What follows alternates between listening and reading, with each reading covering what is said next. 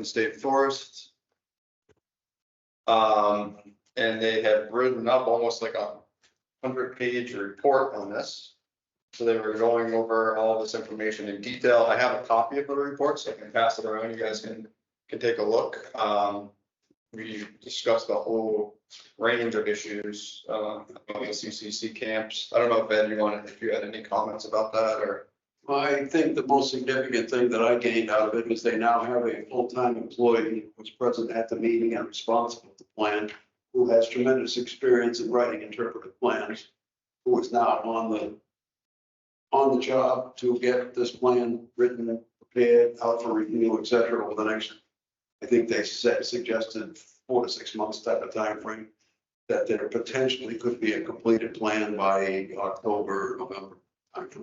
And that was Matt that you're referring to? Yes. Okay. His name.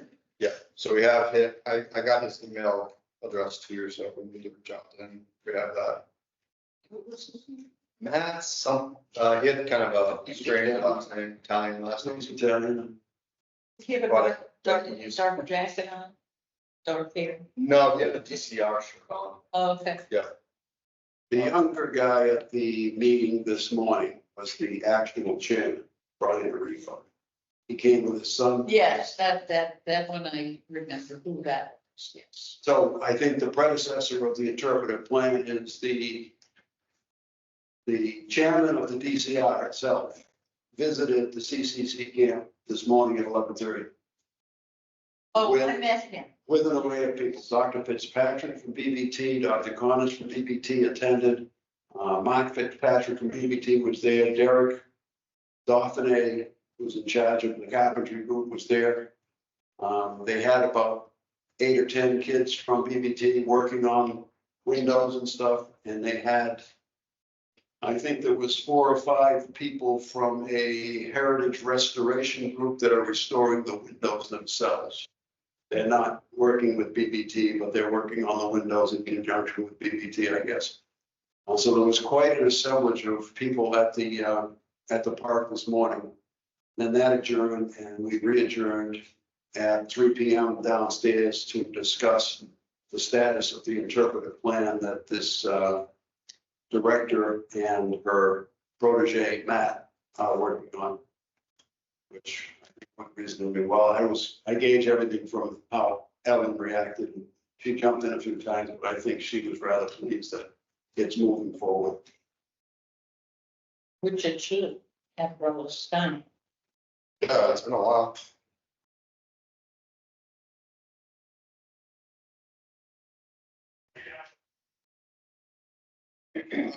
Okay, so the next item on the agenda is the BBT invoice. I know we received, a request from, BBT submitted an invoice for the Heritage Park sign in accordance with the quote that we approved last year.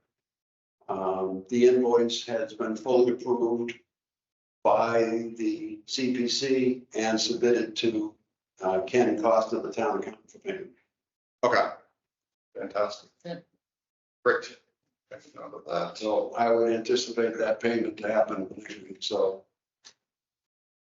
There's nothing that we need to do anything with the finances. It's all CPC. It's also.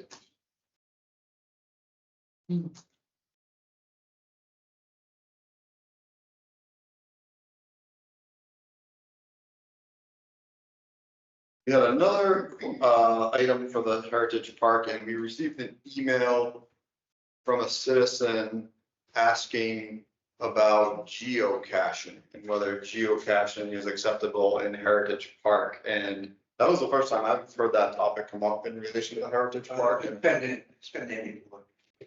Is that geocaching? Yeah, Okay. I guess I'm not familiar. They have planned the things there. Yeah, okay.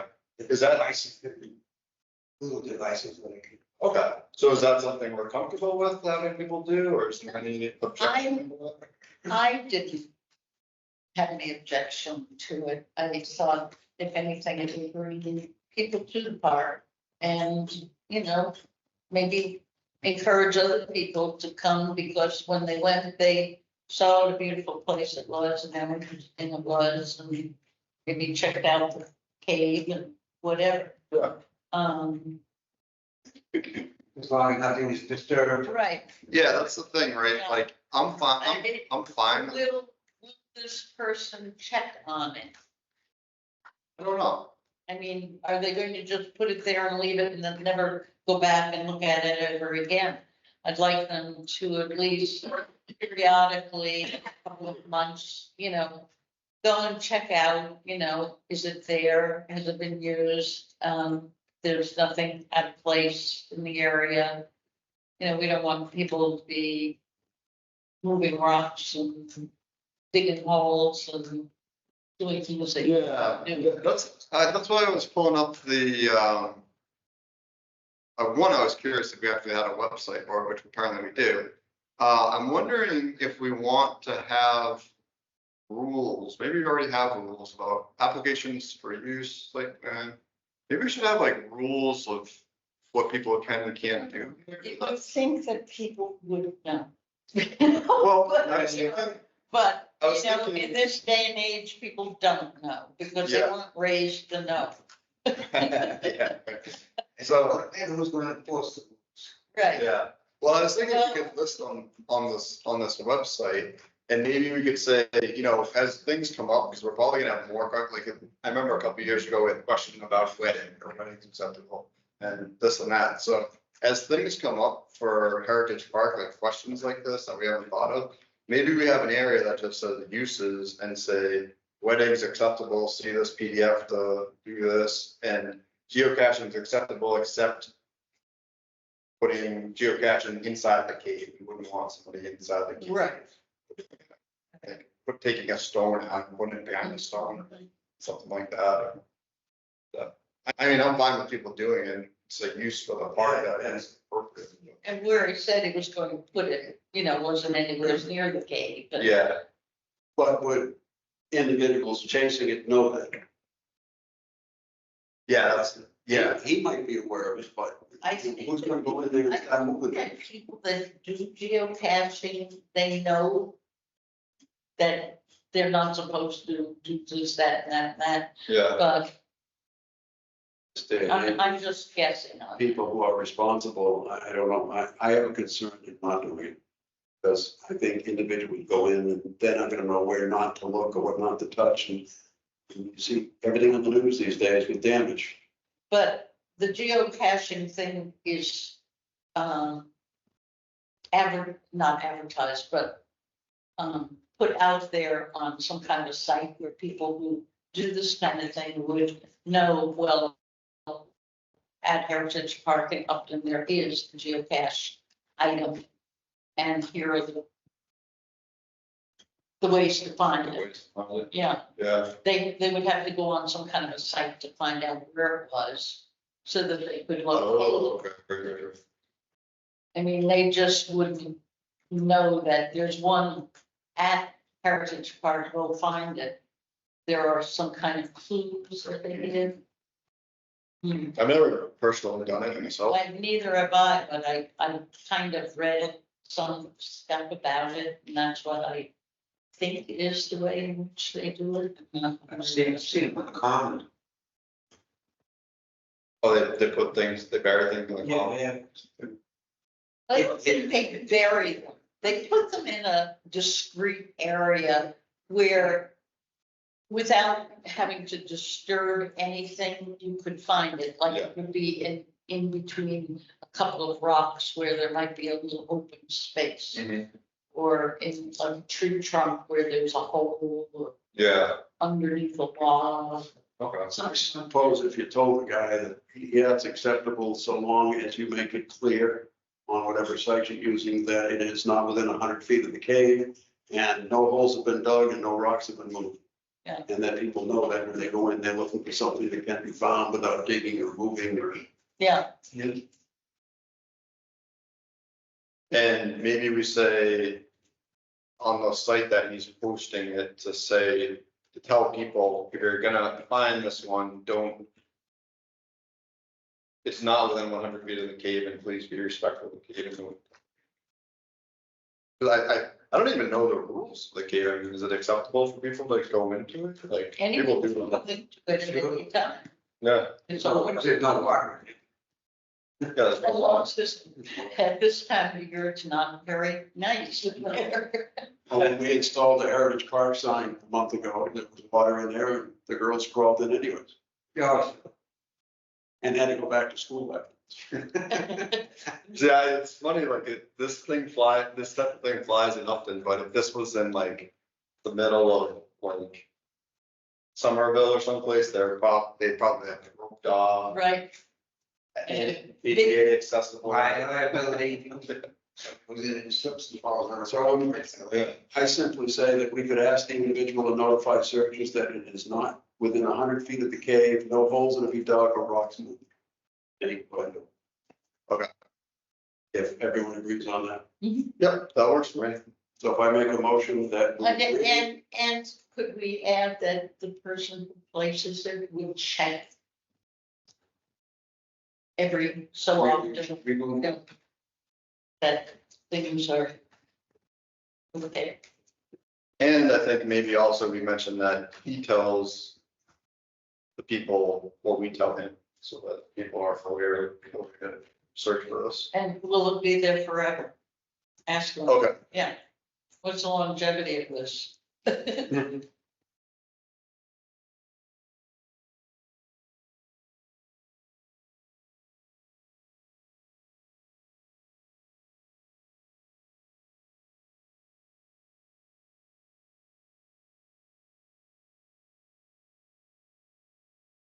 All right, so I make a motion that we allow them to place the geocache so long as he notifies searchers that it's not within 100 feet of the cave, no holes will be dug, no rocks will be moved, and that it's checked on periodically to check on its status and to ask how long it will be left there, or we could conversely say to tell them that it must be removed by December 1st, if not by. right. Anybody second my motion? I'll second your motion. All those in favor? I, Aye.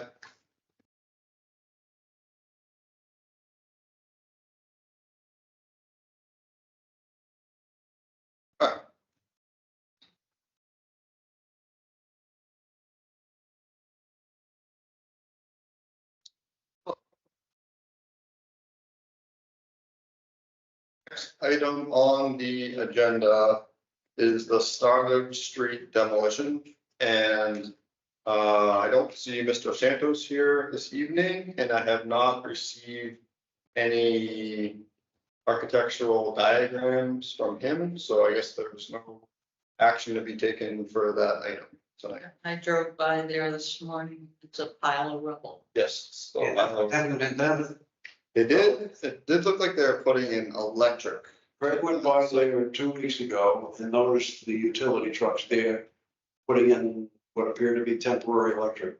Um, I called the building department next door and I spoke with Amy, and subsequently Pat Roach called me back and told me that they had a standing permit allowing them to put in electrical. But he said the electrical's on the street, it's not on the property.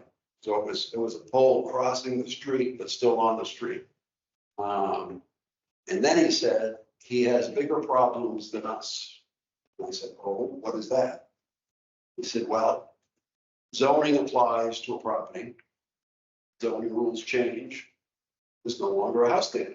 Therefore, to build a new house, he has to conform to current zoning standards, which his lot is non-conforming. So he has to go before the zoning board, which I think is where this started 2 months ago, is that the zoning board sent him to us. And said you have to get historic commission's approval, what you want to build, before they will address his request for zoning deviance or what it's called. And then the building fell down. Well, then he caused it to fall down, I guess. Alright, so I guess we'll just wait and see on that one. So he has Did we a have any- year, he can't do anything for a year, I was told, if we don't rule. But in a year and a day, if he doesn't come before us and we don't rule, he can do anything he wants. he can go back and get a permit and they have to give it to him. Is that true? Because we haven't issued a demolition delay formally. No, but if nothing happens here, everything goes away in a year, he can go back and ask for a permit and get a permit from the town. Is there any action that we can do that will prevent? See, I think we could make the argument that says we never issued you a demolition delay. You never, because you said you were gonna come back with the archaeological, or Yeah, what's the word? architecture. Architectural. I don't know, good. Architectural diagrams, and you never showed them to us, so we never issued you a demolition delay. So, Never applied for demolition permit? yeah, so, yeah, you have to apply for a demolition. So and our agreement was that he was gonna build it in the form that we told him, or put him on the document that we wanted to see. He was gonna come back with an architectural diagram, we were gonna approve it, and then we were gonna bypass the demolition delay. But he hasn't applied for a demolition delay, so I think the demolition delay application starts as soon as we. Right there, go down the house. Historic house without a demolition permit. Yeah. So, Yeah, but I don't think you have to ask for a demolition permit at this point because it's been demolished. I think he has to ask for permission from us to get a permit to build a house. That's where it stands. He has Well, our approval to go ask for a building permit specific design. I don't know though, because I think Pat Roach issues the building permit. But that Roach needs permission from us to do it. Yeah, and we have to issue a demolition delay or agree, we have two things, we either have to agree to his architectural diagram, which I think is what we're still waiting for, which I haven't heard back. But if he never issues one, if we never agree to it, then he has to go through the demolition delay process, which is 6 months. That house should be still on the tax rolls. Yeah, It should be in a tax bill for that house, even if it's not there, because he didn't have he probably will. permit Yeah. to demolish. Yeah, He's gonna be taxed on that house. we should be, yeah, because he didn't have the. He didn't follow Yeah. the procedure. So, So do we need to do anything to?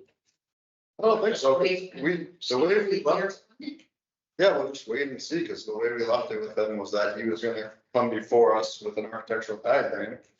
And But the scenario that you just spoke of, do we know that is in fact, that's the way we left it. okay, I drew on his architectural diagram that he had the last meeting, exactly the architectural elements that we wanted to see, which would be acceptable for us. And they said, okay, and we'll go talk to our architect, we'll come back to you during the next meeting and present to you the new diagrams, and if that's acceptable, then we'll proceed. So, I Do we think have we any- should get clarification from the building department of exactly where this stands. okay, I know they're waiting for us, but like I said, I think Amy told me that given 6 months or a year, that he doesn't have to come before us. They waiting for us for. Give approval of a new design. do you need my help in any way to speak to somebody and get answers, and be giving you questions, I'll go get the answers and. well, I'm kind of a little bit concerned with Amy's response about that, because that's not my understanding, so. That you can just go ahead without any permission. Yeah. There's time. That's concerning to me, so maybe I'll reach out to Amy. Reach out to. And,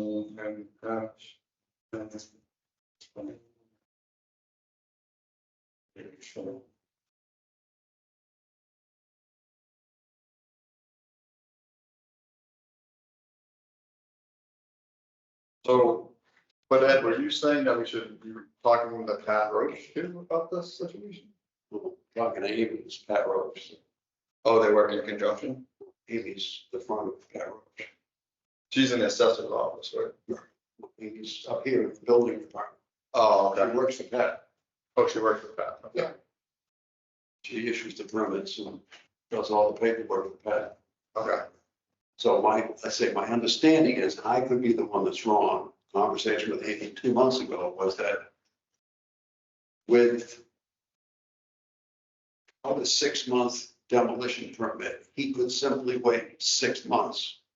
And then it wouldn't be required because it's a 6-month delay. So if he doesn't get one, he waits 6 months, he goes back and he asks for a permit. And then I was told something about he can't do anything for a year. But if he never comes before us and we never do anything in a year, he can go do what he wants. We've been taken out of the equation. So that clarification, whatever that really is, I don't know. Maybe we should talk to her together to get clarification on this. Maybe when you're in town hall, just text me here and so, I hear 3 times a day. yeah. He almost spent his day here. Yeah. All right. Okay, let's see, so that's that. The next item on the agenda is discuss standard operating procedure for the document historical properties before demolition. Provide responses from Mass Historical Listserv. I didn't really have any action items for this per se, except that I was wondering if we would need. I was thinking about historical commission design guidelines for the historical district. I didn't know if we would want to have something like that in place, like if someone, or like this instance, if someone has demolished a building. I guess we don't have a bylaw for that, so we can't really No. enforce the bylaw No. standards, so. I guess that's kind of a moot point, but we were talking about design standards at the Economic Development Committee, because we made design standards for the downtown area, so that got me thinking about. If we wanted design standards for the historical district, but I guess that doesn't work because we don't have a bylaw, so I guess that's a moot point. And I think it would be hard to get a bylaw. to Yeah. Have standards like that. People would not want to be told that they have to do this, that, and the other thing. Yeah, I think that's coming on, a discussion for that. So I'll bypass that one, and the next item is incorporate a trigger for notification for the historical commission demolition bylaw. An applicant and/or new homeowner in building application procedure and/or assessor's office. So I was thinking we need some sort of trigger to tell us that there's a new person in town who has bought a historical home, like what's going on with the brewery. They're selling those two. Right, Two as historical soon as I properties. heard about that, I went, ee, Yeah, are they going to tear down that house? I mean, that Right. house is kind of like, you know, Is that the Thompson's house? yes. Lori Thompson's house? Yeah. well, I think it used to be. Used Yeah, to be Thompson Oil. yeah, it used to be Thompson. And the garages and stuff, Yeah, where the brewery's in the garage. right, yep. So. So he's selling that whole property?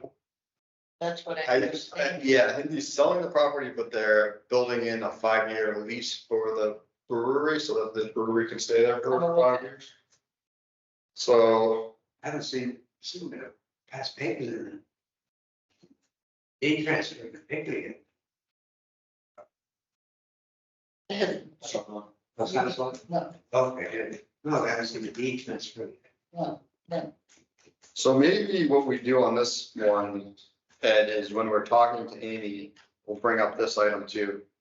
Yeah. And figure out how we can build in a trigger for that, because I would like the historical commission to get notified if anyone issues a building permit for a historic property and/or buys a new property, and they have to learn about the demolition delay, maybe just have a flyer that we send to them and say, hey, Yeah, we need right. demolishing this building. This is the way it works here. Yeah, Yeah. they need to be notified somehow, Yeah. so I'd like to build this trigger in somewhere.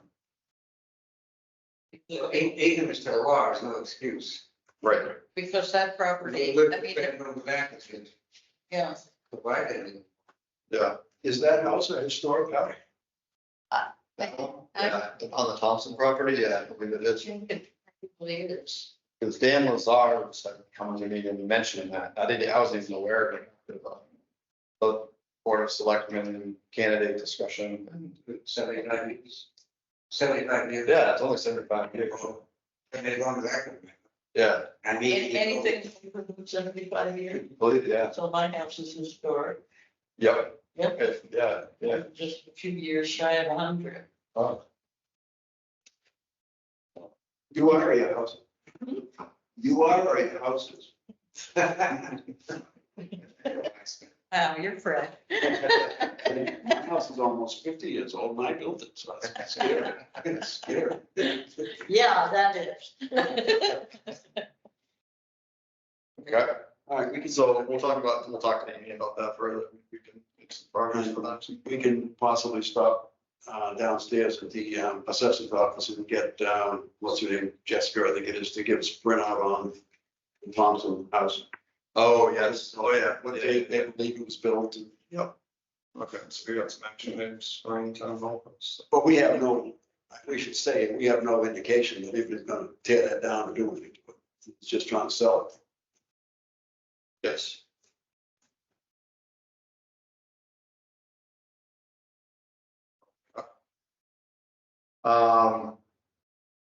Okay, so the next item on the agenda is discuss the West Upton visioning proposed by the EDC. So this concerned me a little bit, because the EDC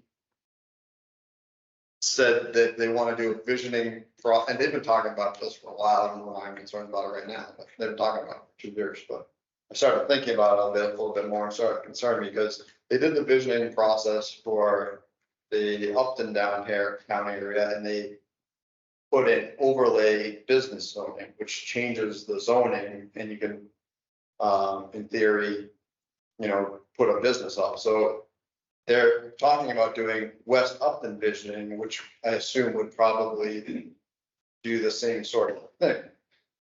Put business zoning over historic district areas down. Mhm. And that got me thinking, okay, so if we do that, if we allow the EDC to do that, then you could have people coming into town purchasing like Knowlton's beautiful Victorian mansion, which in my mind is a gem of Upton. Mhm. I mean, that's one of our signature properties in Upton, which gives our community a lot of character. And Lobiser come in, purchase that property, tear it down, put a 40B up, put, any sort of business up, put a mini mart up, whatever it wants.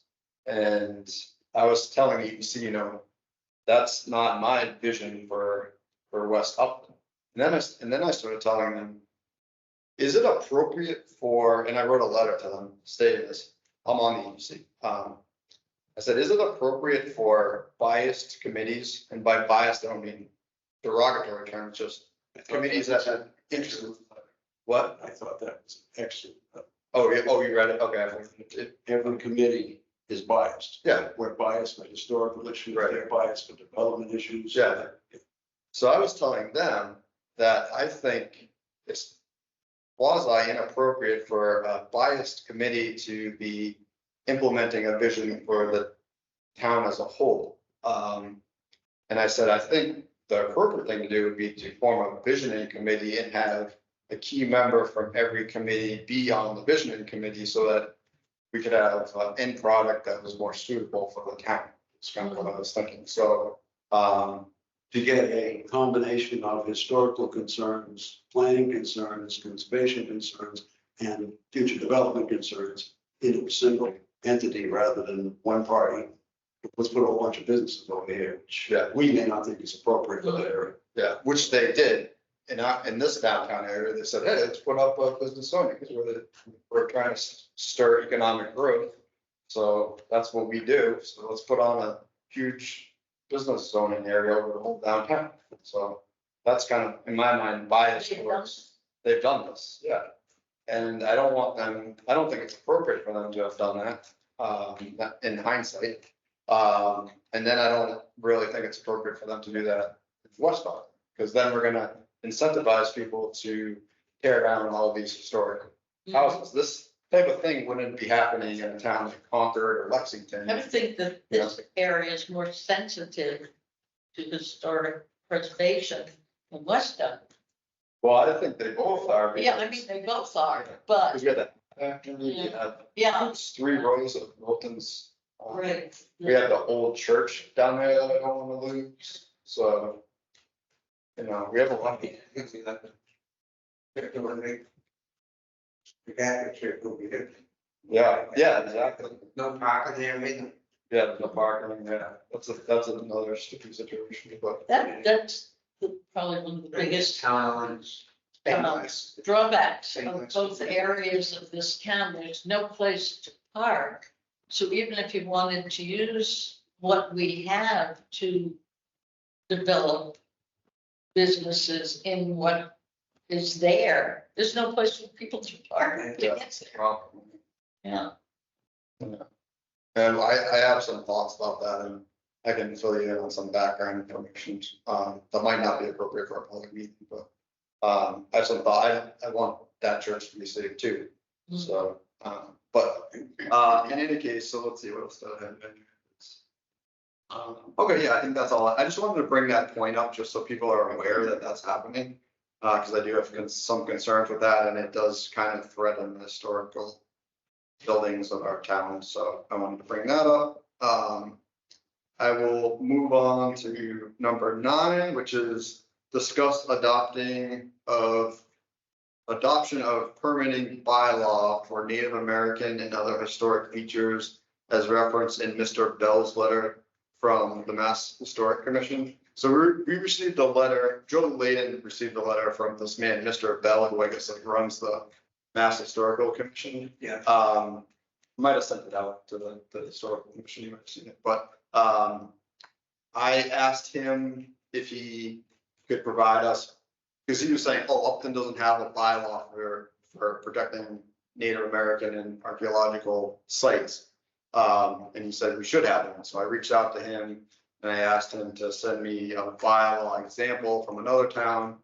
Never heard back from him. And I spoke to someone and she said that that's not uncommon with this particular individual. So we are going to, I've been working with Kathy Taylor on this. So we're going to meet with the man named Bob Ferreira, who is in the Acton Historical Commission, and. She had sent me their bylaw a number of years ago. Oh, really, from Acton? Yeah. Okay. Oh, and actually, what am I talking about? I just brought it up.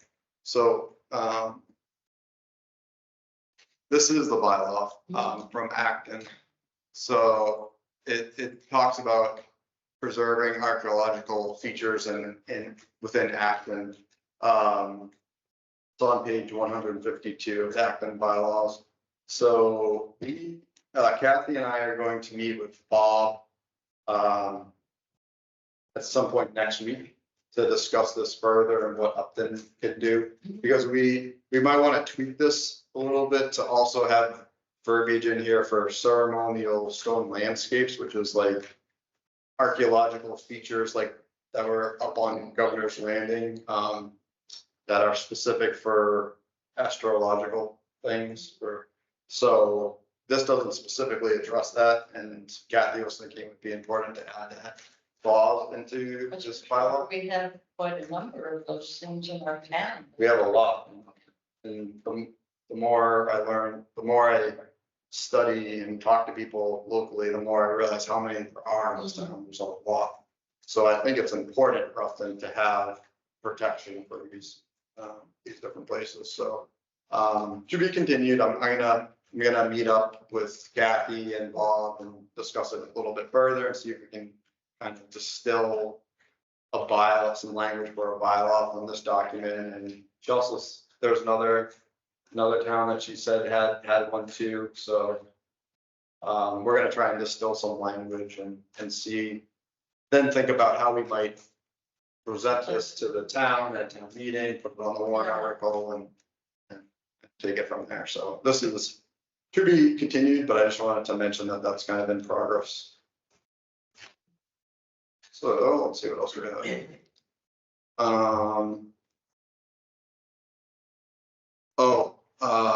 The next item on the agenda is should we resurrect the National Historic District warrant article again? But this time explain properly what a National Historic District is, et cetera, et cetera. and include design lines for the historic district. What do I say? So given the situation we're currently facing in West Upton, this item is becoming a higher priority. So there are a couple action items we need to complete for this item.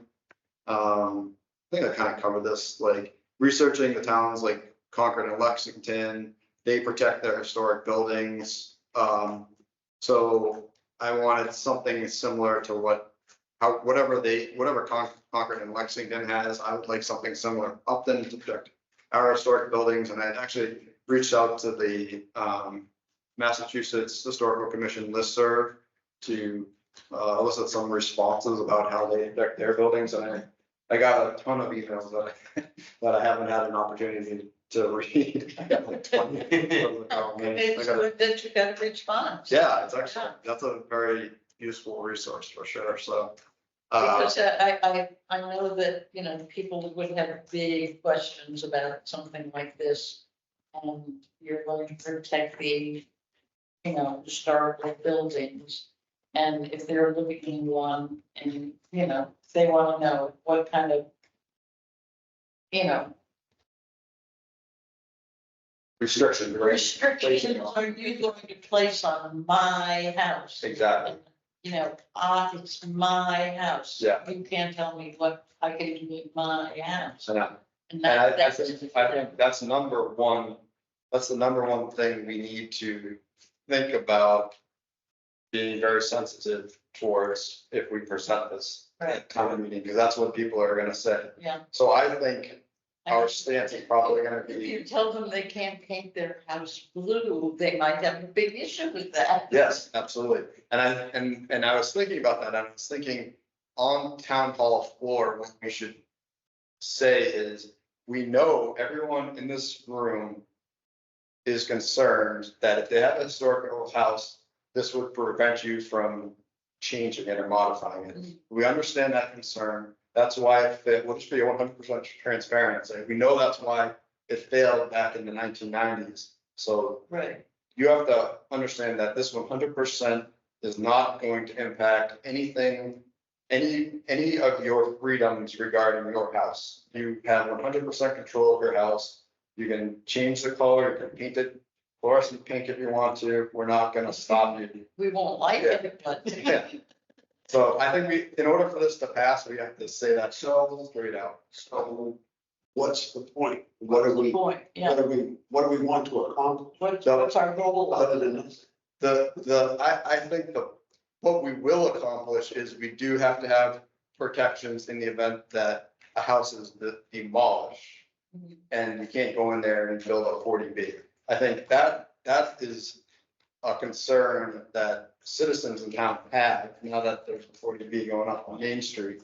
And they want to prevent that because they don't want that to happen in their neighborhood. So I think they would be in favor of that if we explain to them, this isn't gonna impact your freedoms, but it's gonna help you to not have a 40B next door to your house. So would you agree or not agree that if we said the purpose is to prevent changes to the facade of your house and or the structure of a house representing its historic value, whether now or if you sell it, would not be appropriate and would be the concern that people had back in the 90s? Because I think from my perspective, the number one concern is we don't want to lose our historic infrastructure. Right. So what does that mean? That means I don't want you to tear the side off your house and build something all new, but change the complete look of your historic home. I don't want you to put another story on top of your house, which changes the house. And then the people are saying, wait a minute, it's my house. Then you're taking away my freedom to do what I want. But if we let them do what they want, there'll be one or two people that do something that destroys the historic nature of that home. Yeah, so I think it's gonna, so right now, they can do that, right? So there's really, I mean, I think it has to be a negotiation. Obviously, we wouldn't want that, but right now they have that freedom. So I feel like that's grandfathered in for them. So I don't think we should take away any freedoms that they have right now, but I would like to present something that protects them from having a 40B put up next to their house or a mini mart put up next to their house or something. And I think we were told in this last session last fall that the state laws override ours no matter what we pass. For a while? If somebody wants to put a 40B in the middle of a historic district, if we have a historic district that's on the national register, that doesn't stop them from going into the state and still say they can go ahead and do it. I thought it was the other way around. I thought the local laws oversee the state laws. No, I think we were told that a bylaw like that would not prevent a developer from coming in and building a 40B in the middle of your historic district. Would Really? Because I thought they said that.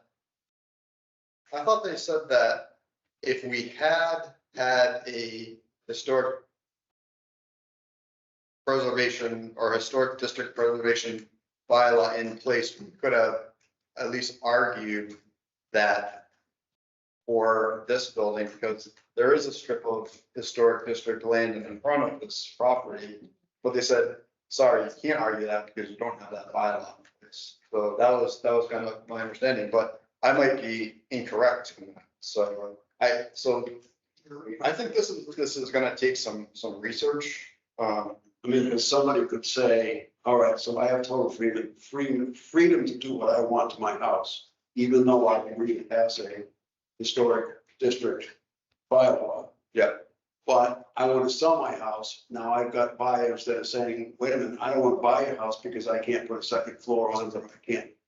I can't replace the shed on the side of the building or whatever. Yeah, I think we need to avoid that. I think we need to, So I think that there's an inherent conflict built into the question yeah, that needs to be delicately clarified to say, yes, people want to live here because of its historic nature. How do we protect some of that while giving you the freedom to do most of what you want? But yeah. you can't tear down your house, you can't put a second story on it without coming to us and getting our approval, and we might not give you our approval. I think we have to just state in the bylaw that they have the right to do that.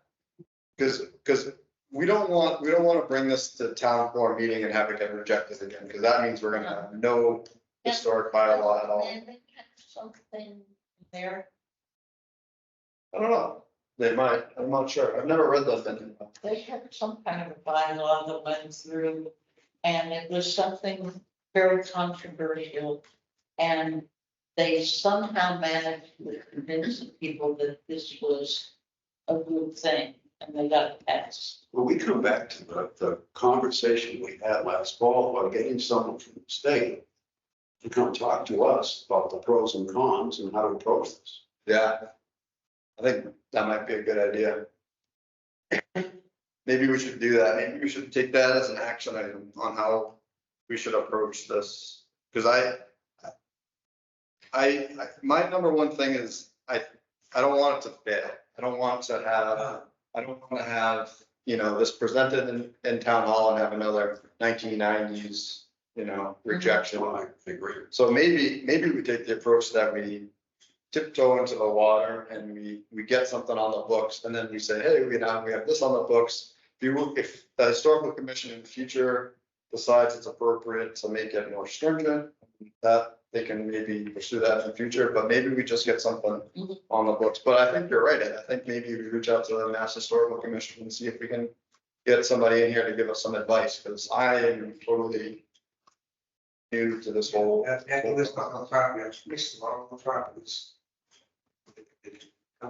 This research.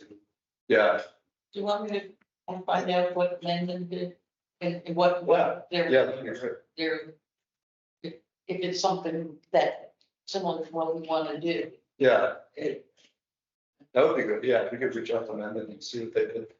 That would be good. And I don't know, Ed, do you want to reach out to Mass Historical and see if we can get somebody to? Well, I do have a contact I'm working with right now. Oh, you do? Okay, I can ask them. that would be great. Yeah, I think we should try and make a little bit of headway.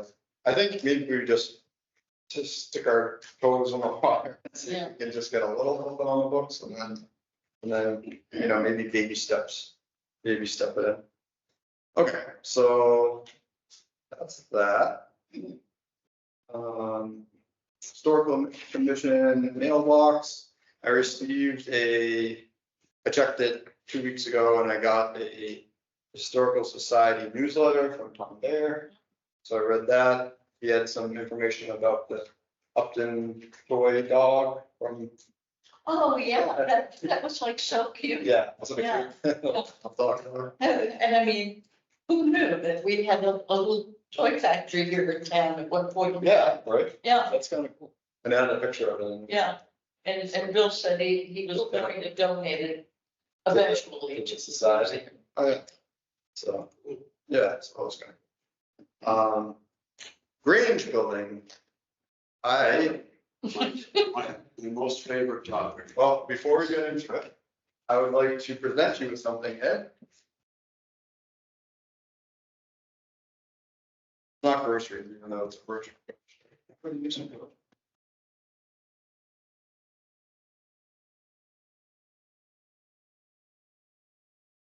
We're just So- so thrilled that you are a part of this because this whole thing could never have No, it couldn't. gone forward without your expertise. It's And- still not certain. I know, I know, but Well, you definitely deserve a round of applause. We really appreciate everything. amazing, Thank you. just Yeah. amazed by Well- what you've done. Thank you. The update is work started, I think, 3 weeks ago. It took them 48 hours to completely replace the roof, remove the ventilator, repoint the chimney at the top, which I was floored because they originally said 6 or 7 days. Too bad we can't do the rest of that fast. Well, I saw them. there are some issues, and I'm not sure issues is the right word. There are some obstacles along the way that I suspect were anticipated by the contractor. Again, it's something, I guess you gotta do one or two of these to better understand, what comes along. As I think you know, I worked very hard on the American French Society to create a new online catalog for them. Somebody said to me after we had a couple of problems when we went live, that you don't know what you don't know until you don't know. Then you gotta fix them. So the Grange is one of those. So the roof went on. Thank God we got a roof that keeps the rain out, which was my number one mission a year ago. Was they had even mentioned re-roofing it. I said, I don't care how old the roof is. It's not 10 years old. It's much older than that. The first thing was putting the roof on it. So you got hopefully 40, 50 years of protection. So that's done. And I guess taking that ventilator out, it wasn't quite as heavy as was anticipated. She survived up there for 100 years, probably would have stayed another 100, even though it was all across the. I went by one day when they were taking it down, and said, oh, that was part of the plan. I brought that up originally because it was not in the original pictures and it just looked gross. Uh-huh. All rusty and you can't really paint it or anything like that. So that's been removed. The issue that they ran into was the contractor sent one of his experts over a week ago. And the expert's goal was to determine what materials would be needed for the carpentry part of the restoration. In other words, removing rotted boards, replacing boards that are completely missing. The back, all the trim boards are completely gone, and probably been gone for 75 years from the building. So it was determined along the way that one or two of those, I don't have all the details. You cannot go to the lumberyard and buy. They have to be manufactured. So I believe right now they have a supplier, I don't know whether it's National Lumber or some division, is manufacturing those boards. And I can't imagine it's cheap because, they probably need 40 or 50 or 60 feet of them, not 2,000 feet. So trim boards, some of the wood is being manufactured. So I anticipate they're going to have that momentarily. I don't know whether that means 24 hours, 48 or early next week, but I don't think it's too long. In the process of taking some of the bottom boards off to see what they had to go make and how much rot there was, they discovered bugs. They discovered termites in the back and carpenter ants in the front. I went over and quickly discovered the termites were in the back and the front. I didn't see a single carpenter ant.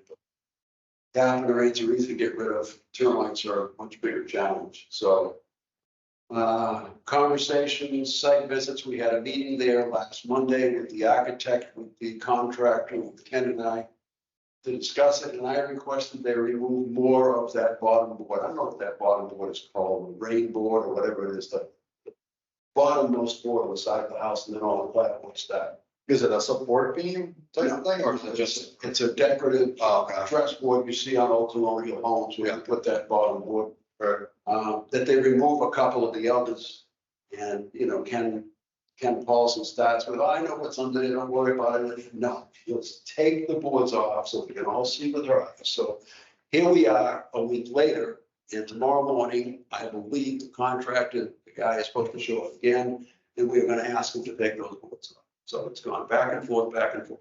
Oh, so you haven't taken them off yet? We took one off and found You found them. more. So, why not? Just. You got a contractor, you got some money, maybe not enough, but let's take it off now and see what there is to see, because it's what holds the place. How do you get rid of them? The chemicals on it, or? My understanding is all of the exterminators come and they will do an initial spray, and then they put cups in the ground. And they're traps that are actually have what I see, they have a wood pulp with the poison in the wood pulp. So if the termites find it and eat it and go back to the colony, they're taking the poison back to the colony, Okay, type of thing. yeah. And maybe it's also a way for them to make money on a monthly basis, because Oh, really? it's 2-year contracts or longer. You don't just come once. I know I had them at my house, and the guy came out, and after going back and forth with the guy with all the things he wanted to do, what they came was they injected the chemical down next to the foundation all the way around the house. Oh, wow. Okay. Now, I don't know if they still do that, because that wasn't discussed. They got 3 bids, Terminex, Cat's Eye, and Fox.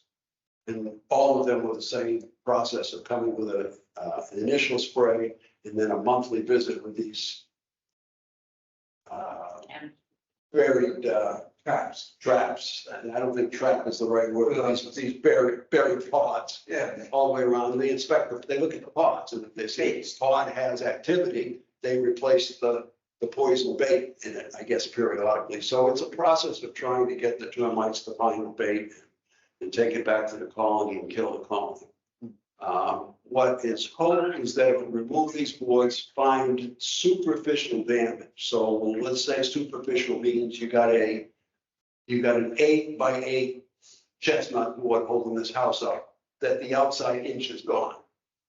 So you grind off the outside inch, and then they have a new treatment that has been used. That's a 2-part epoxy you mix, and you coat it with a 2-part epoxy, and it turns hard as a board or hard as a rock, and survives for 100 years, rather than pulling the boards out. Right.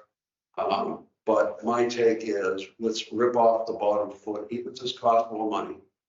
It could cost a fortune, and see everything there is to see on that bottom sill area. Yeah. And make a determination tomorrow on what the course is. The architect called me late this afternoon, and he wants to know what's going on, because he's seeing these trail of emails. And I just said, my challenge is trying to get the people at the Grange motivated to do what they need to do, get their building fixed. I can't do it all for them. So I think we successfully did that yesterday, which the sidebar is, they signed the contract with the contractor yesterday that supposedly had been signed 7 weeks ago. Contract has been screaming, I need to sign a contract. I thought he had it. Turned out the Grange never signed the right contract and never got to the contract. So, but the downside is there's 7 weeks left. And, any work that's done after June 30th, the state does not reimburse.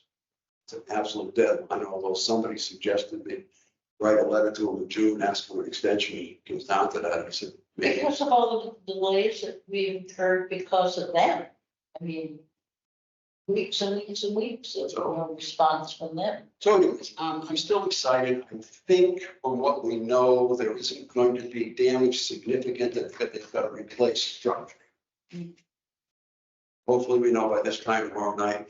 And then it's a matter of, there's a process of getting a exterminator in, removing a 1/2 inch or inch board, doing an epoxy coating, which will be in addition to the cost of the contract, hopefully a small amount.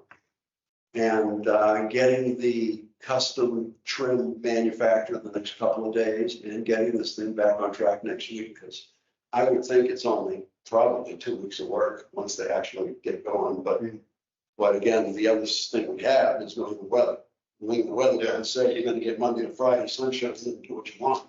So, and, you know, painting is the bigger piece of getting it done at this point, and you gotta have good weather to get it painted, so. So all that being said, that's where I'm still hopeful that there's enough money in the, you know, the state grant and the town money to get this done. The state has offered me additional money if I request it. Oh, really? So I got to decide that in the next probably 48 hours, whether to go back and see if we can get another 5 or 10,000. Takes this over. Yeah.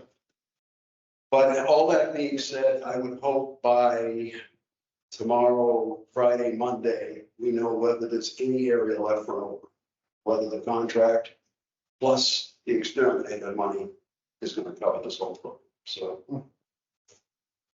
Sounds good. Making progress at least. So that's the Grange. Fantastic. All right, so. Monumental job.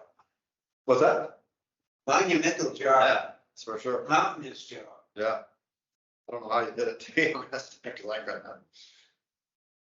couldn't. You can, I guess, begin to understand more than the original perception that Ken and I had was get a painter, get a carpenter, and get a roofer and get the job done. That, you know, if you want to do it right, there's a little bit more to it, especially trying to recreate the trim board, the moldings and stuff. I might as well do it right if you're gonna do it. So. And, you know, it's almost like we should have known better, because Ken, 4 or 5 years ago, and his brother replaced the sill along the whole back of the house. They cut it out, I guess they cut it out in like 3-foot sections. I'm sure they didn't jack, maybe they jacked hair just to take pressure off, and they cut a piece out and put a new piece in and cut a piece out. But it should have raised the question about what's the rest of that whole sill look like under that building. It's been there since 1851. Yeah. You know, but the good news was they used some very hard wood packing. Yeah, chestnut. It's none of it. I don't know if it's, he thinks it's oak. Chestnut. So I would think it's chestnut, but Yeah. it's oak. But probably a much more older oak and dense oak than you get today. Yeah, right. Well, that's fantastic. Yep. So that's where we're at. Okay. Social media, I don't think you have Patrick on, so. Updates, Holy Angels.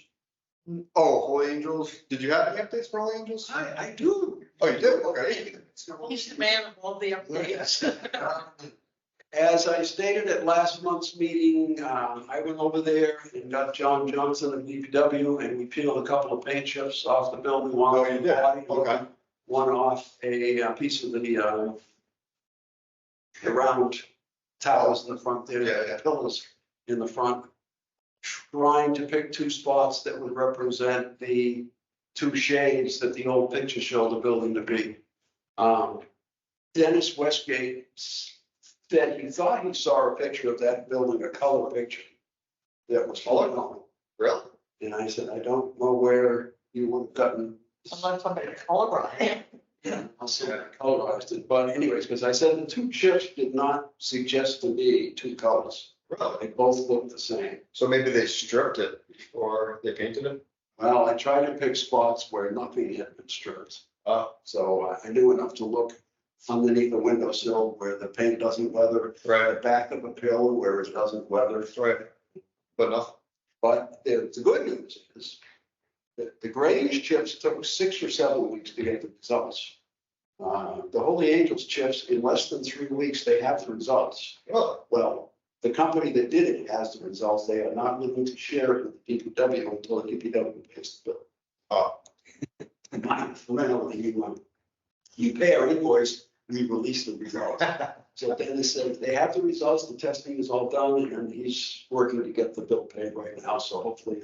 so he has funds to pay it? Yeah, I think it was part of the funds that were raised at November's meeting to pay the Okay. buildings.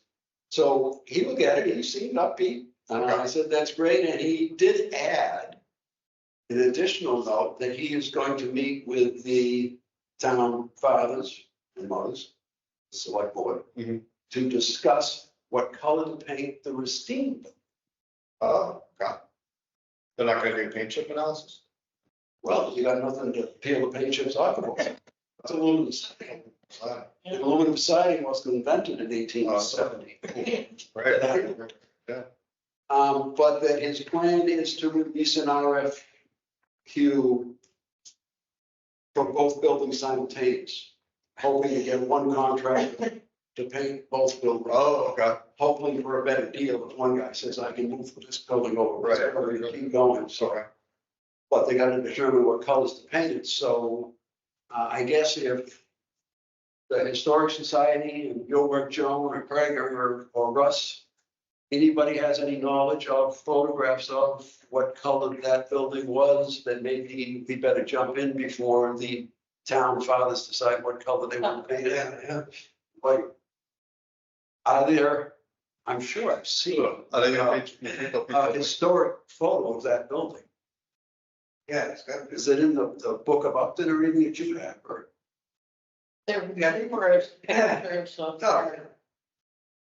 Let's get started. but they're all black. They're all black.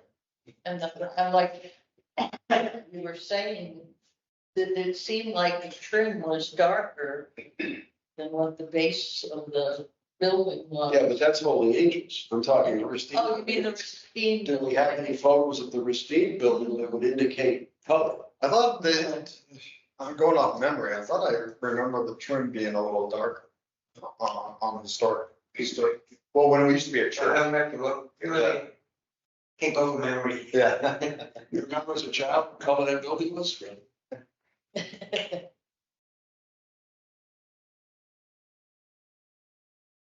Geez, I thought you remembered that. Most of them. Not that. Okay. So that's something, if the Historic Society has a photo or something of that Oh, building sure. in the 1900s, give us a color. We could jump in with the DPW and the selectmen now and not have them paint it and be disappointed with what it is later. Hmm. I think he's going to be ready to release an RFQ within a month, Okay. so we might not have time to wait till next month's meeting to do something. I kind of hope they don't paint it all white, it's kind of jarring. And I did talk to Ken Paulson about the stained glass windows on Holy Angels, and he indicated he's the one that put them on. Say that again? The protectors. The missing storm, that stained glass, I'm putting them the on. missing storm windows on Holy Angels. Ken Paulson is the one who put those storm windows Oh, really? on Holy Angels, and he would be willing to replace the missing ones. But that was a month ago, and he's done nothing to get me a quote, so I think I still need to find a time to go out of Pioneer Glass and have a chat. Do you want me- Maybe I can ask Ken again. Tomorrow night they have a meeting. I'll run that by. So, No, I haven't seen the announcement yet. There's a meeting tomorrow night. I should probably go to until this renovation is over. But yeah, if you want to run that by them, that would be great. Still got time to get some on before winter, but we gotta get something going, I suppose. And I guess you could add, Craig, that the expression of interest effort failed again. No, it hasn't failed. Well, they have the expression of interest deadline, which is in April. And 3 parties came. It was myself, a woman named Tam, last name is, she lives over in Christian Number, and some folks from the East Coast, like I don't even know what town, Plymouth or something. Myself and Linda Gay were the only ones who submitted an EOI. No one else submitted an EOI for that. So, What did you submit, Eli? for repurposing the building in the same fashion as the 19 Carter in Berlin. So we kind of presented our vision for that. So that was the only one that was submitted. Linda Gay had pretty much devised the entire EOI.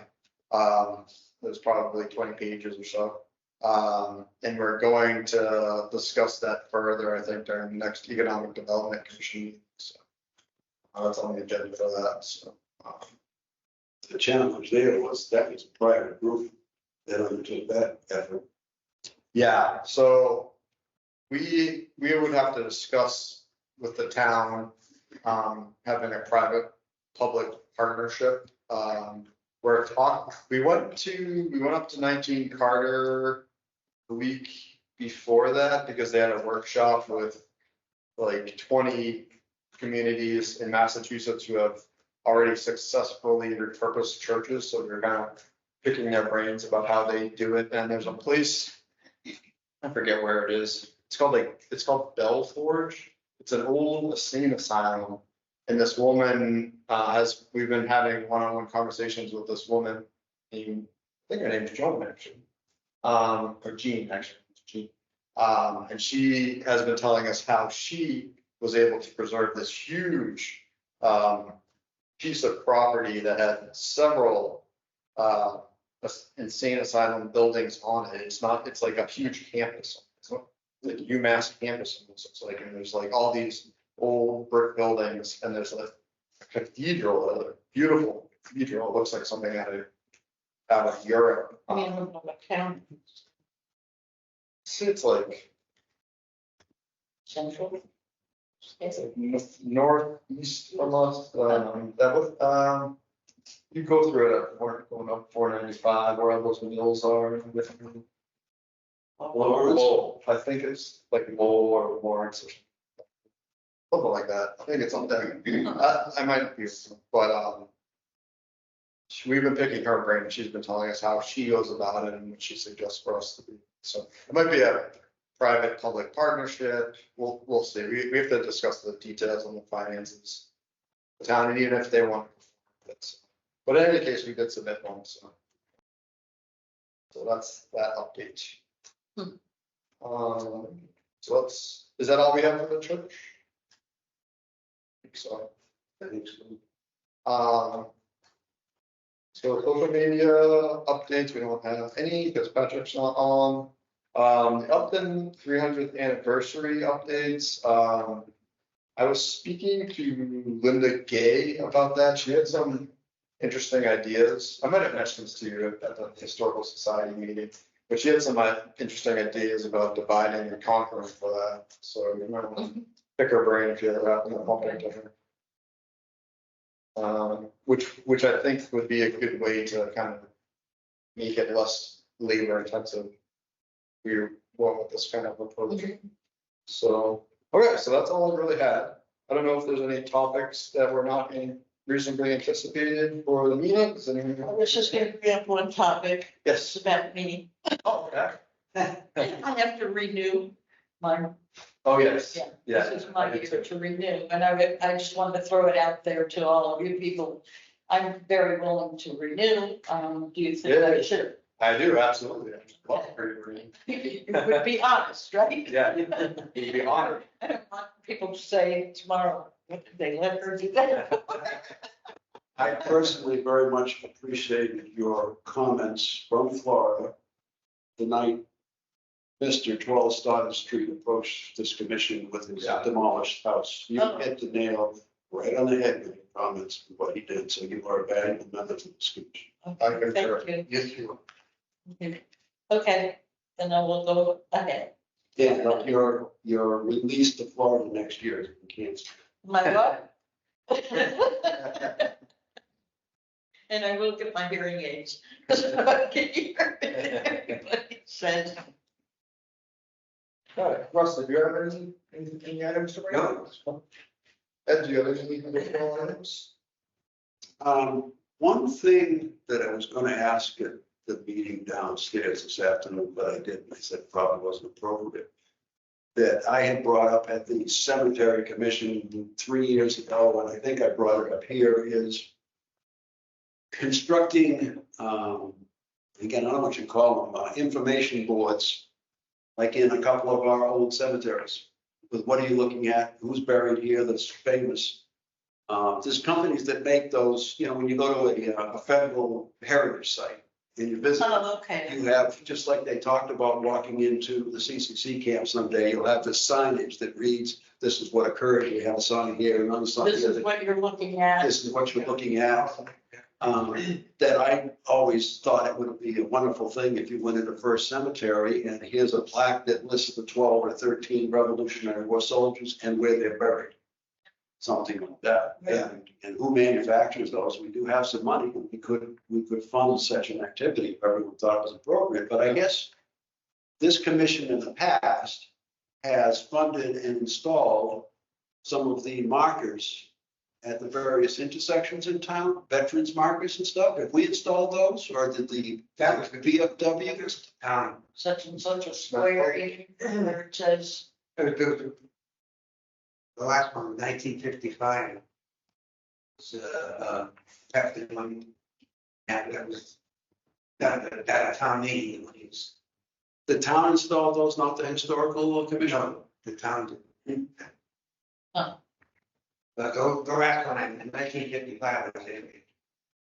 I'm assuming the, I think that would be a nice, But things like, you know, every once in a while, you see an old house, and there were several here in Upton. I haven't studied them all, but have the little sign somewhere in the front of the building, built in 1851 or built in, you know, 1795 or whatever, is something like that for all historic homes, but then it can come to the homeowners. society did a thing like that where people could purchase a plaque for their house. It said on it, you Yeah, know, well, that was- such and such a house and the year it was, It was constructed, who constructed it, or. Yeah. that was a project for the historical society. yeah. It might be a nice project to, Reinvigorate. yeah, Mhm. All right, yeah. wake up again, because I know a number of those houses, those plaques disappeared, and people took them down Probably law. to paint, they probably rotted, yeah. I think I heard that from somebody one time, that there's rotted. I'm looking at you. Uh-huh, It needs to be painted. yeah. Gotta find a color. Do you think that's a project we should do, or should we tell the society they should do it? I can have a discussion with them, A discussion with Oh, them. yeah, mutually doing it. yeah. Maybe we can do one part of them. Maybe I could get one now, my house is almost 100 years old. Yeah, there you go. But the question I was gonna ask of the gentleman from the DCR is, can you give us the names of companies that manufacture these things? I mean, they gotta be weatherproof, they're gonna be out in the weather Right, day or night. There's companies that must specialize in making that type of signage. Yeah, because we could have. I'm talking about the one that. Yeah. And there's a picture of them. Well, I mean, Oh, yeah. we drove cross country last June, and every park we went to, you walk in, and these big plaques that. Yeah. That's what you're looking at. Yeah. Yeah, I wonder if BVT could do that, because they have a state of the art. There is somebody shop. And tell you, I talked to Dr. Fitzpatrick and Dr. Connors this morning with BVT, and the feedback on that sign at Heritage Park has just been incredible. yeah, That sign is absolutely fabulous, the way it came out. I just got chills when I talked to that woman today. That I guess she's like the project manager for the kids or something, and I said, I went to see it, you know, right after I got home, and I said, I got out of the car and the neighbors out on their porch. And I kind of called over to them and I said, that sign, it's amazing. And the person said, it is spectacular. They were so thrilled with it and that it was next to them. I told Dr. Fitzpatrick I was going to send him an email, so he knew, you know, how excited we were, and how excited his And students they were. relayed I couldn't find his email. And So he pulled out his business card, and he says, here you go. they relayed a story of how the kids, when they're presented with this project, they kind of went, oh, no, we can't do that. You know, we don't know how to carve Oh, right. things and whatever. And they said, you know, they encouraged the kids that, yeah, you can do it, they can do it, and they did it, and then they were like so amazed that they Yeah. did it, you know. And what a great experience, I mean, all the way around, I mean, we ended up with a beautiful product, and they I had still a very still good experience, remember how excited those students were the day they installed yeah. it. Every one of them was just beaming about what they Yeah, done. I'm so sorry I couldn't been here to see that. Well, I wonder if we should send them like a card or something, thanking them for the work that they did. The historical That wouldn't commission. be a bad idea. I still think that we should have some kind of an event. Of, Oh, yeah, we have. you know, welcome to the park day, come see our new sign, come visit, Oh, yeah. our park, you know, some Saturday. It's that trophy chasing. Yes. The schools. Oh, trophy case, Yeah. but, I Or mean, just the, you can put something in, because there's that, at the park, there's that sign thing where you can put. posters. there's no indication on the sign of who made it. Oh, yeah. We could- I mean, if they even had some kind of, we could have some kind of a plaque engraved, Yeah, you know, because I think there used to be something. yeah, like some value, you know. You know, we should have that. They put it on the back of Yeah. the sign. Yeah, CPC was looking for sign. yeah, The Grange, Grange. We had that. The sign here saying that start sign, money funding from the yes, Soil Commission, CPC provided a lion's share. yeah, Yeah, because CPC wants a sign on it too. the Mass Historic Commission's only concern if they get a sign that has Bill Galvin's name on it. Yes. It's Mass Historic, and it's only a small portion of one. right. No, they didn't care if the CPC got mentioned, and I tried, but I gave up on that. It wasn't a big issue. It's just get a sign as you get started. I think we should also have a little plaque stating who the original design was from, the guy down the street. Oh, Mr. Oral, Yeah. yeah, So he was- what's his first name? Oral. Oh, Keith. Keith. I still have the phone book of when when the sign came out, his name's in it. Uh-huh, uh-huh. So, I have give the him credit. little carvings that he made for me for Christmas when the girls was in my class. Oh, good. The two girls, Yeah, yeah, yeah, we should mention him too, because he designed it, so yeah, it wouldn't be there if it wasn't for him. right, right.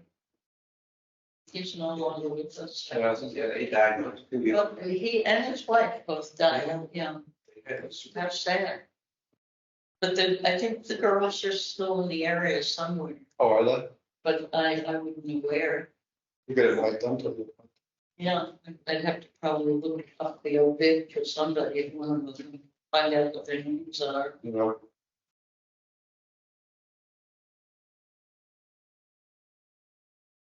Okay, All right, our next meeting will be June 12th.